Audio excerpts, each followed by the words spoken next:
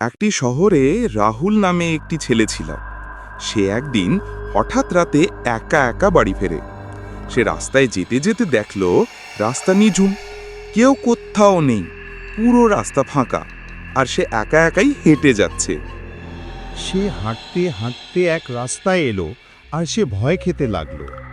আর রাস্তায় ছিল একটি কুকুর। সে উঠে রাহুলের পাশে পাশে হাঁটতে লাগলো আর তার সাথে সাথে যেতে লাগলো। রাহুল দেখেও কিছু করল না। তারপরে তারা দুজনে হাঁটতে হাঁটতে তার বাড়ির কাছে পৌঁছে গেল। এখন রাহুল শান্ত হল এবং খানিক ভেবে রাহুল কুকুরটিকে জিজ্ঞাসা করল, কিরে, তুই কি রাত পাহারা দিচ্ছিস? তুই খুব ভালো তো, পুরো আমার বাড়ির কাছে আমাকে দিয়ে গেলি। কুকুরটা রাহুলের কথা শুনে ঘাড় আর লিজ নাড়ল। তারপর যে যায় নিজের জায়গায় ফিরে গেল। এ থেকে কি বুঝলাম? নিরাপত্তা শুধু মানুষই দেয় না, পশুরাও দেয়।